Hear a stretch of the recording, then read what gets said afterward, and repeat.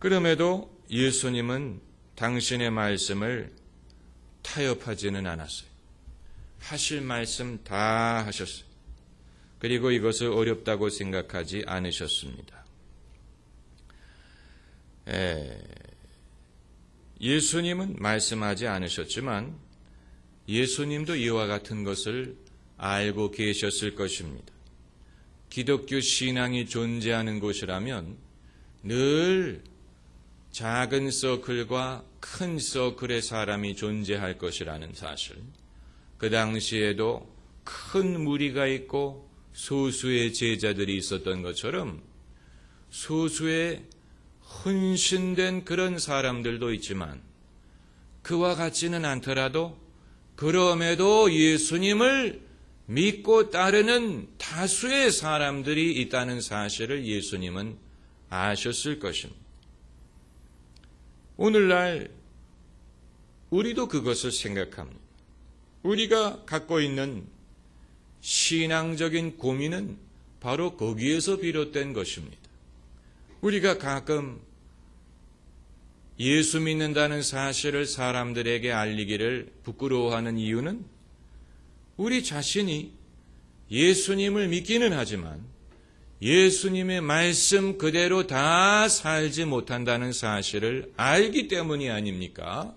남들이 이 문제를 거론하기 전에 우리 자신이 여기에 어떤 갈등이 내재적으로 존재한다는 것을 알고 있습니다. 이것은 우리만이 갖고 있는 고민이 아니에요. 예수님을 믿는 모든 사람들이 동일하게 갖고 있는 것이고 어느 시대든지 있었던 문제고 예수님도 이미 그 당시에 알고 계셨던 것입니다. 예수님이 그것을 알고 계셨기 때문에 내 이 말을 듣고 행하는 자와 행하지 않는 자에 대해서 말씀하신 것입니다. 예수님은 거기에 대해서 이미 내려다보셨다고 볼 수 있습니다. 다만 거기에 대해서 예수님은 어떤 쉬운 해결책을 제시하지 않았어요. 이걸 우리가 알아야 됩니다. 예수님이 여기에 대한 쉬운 해결책을 제시하지 않았습니다. 내버려뒀습니다. 우리로 하여금 고민하게 하셨어요. 고민하게 하신 것입니다. 의도적인 것입니다. 프랑스의 의료 제도를 알아보니까 소위 코페이 제도라고 합니다. 그건 뭐냐면 환자가 병원에 가서 진료를 받고 먼저 돈을 내면 나중에 국가가 그 돈을 돌려주는 제도입니다. 그런데 국가가 그 돈을 돌려준다면 처음부터 국가가 돈을 내주지 왜 환자가 먼저 돈을 내고 그리고 나서 국가가 돈을 돌려주느냐? 거기에는 이유가 있다고 합니다. 그것은 국민들에게 당신이 받은 의료 서비스는 돈이 든다는 것을 깨닫게 하기 위한 것이라고 합니다. 그게 거저가 아니라는 것을 알게 하기 위하여 비록 국가가 돈을 내주지만 먼저 환자가 돈을 내므로써 이게 거저되는 게 아니라는 것을 알게 한다는 것입니다. 예수님도 마찬가지. 우리가 예수님 믿고 천국 가는 것은 은혜로 가는 것입니다. 하나님이 주신 선물로 가는 것입니다. 그렇다고 해서 그것이 값싼 것은 아니에요. 공짜지만 거저되는 게 아니에요. 주님은 그 사실을 우리가 알기를 원하시는 것입니다. 거기에 대해서 우리가 늘 기억하기를 원하시는 것입니다.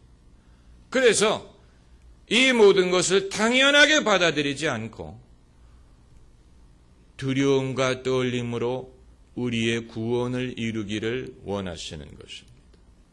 그렇기 때문에 예수님을 믿은 다음에 갖게 되는 고민이 없을 수가 없는 것입니다. 사도 바울도 자신에 대해서 고민하는 부분이 있었어요. 베드로도 자신의 행실에 대하여 실패하는 그런 때가 있었습니다. 모든 사람이 다 마찬가지입니다. 여기에 있어서는 예외가 없습니다.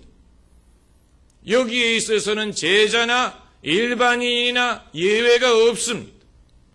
어느 누구도 자신의 행위로 말미암아 구원을 받는 건 아니지만 그럼에도 자신의 행위의 모순에 대해서 근심하고 염려하지 않을 수는 없습니다.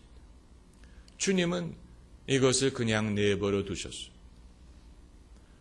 저는 여기에 대해서 더 이상 더 쉽게 말씀드릴 수가 없습니다. 주님이 쉽게 만들지 않은 것을 사람이 쉽게 만들려고 할 수가 없습니다. 부모와 자식의 관계에서 이해를 도울 수 있는 한 가지 예를 찾을 수가 있습니다. 부모가 자식에게 너 그렇게 말 안 듣겠거든 집에서 나가라고 말할 때 나가라는 얘기가 아닙니다. 그렇죠? 나가라는 얘기가 아니에요.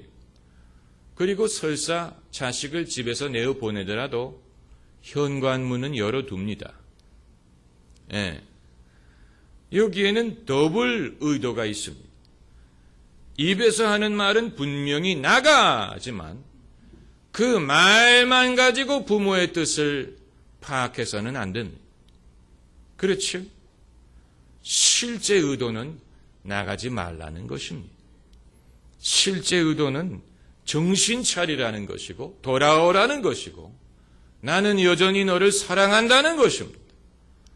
그리고 내가 너를 사랑하기 때문에 내가 괴롭다는 것을 말하고자 하는 것입니다. 이것은 하나님도 마찬가지예요. 하나님이 우리를 사랑하시기 때문에 때로는 그것은 하나님에게 괴로운 일이 될 수 있어요. 그것을 알기를 원하시는 것입니다. 할렐루야. 기도하십시오.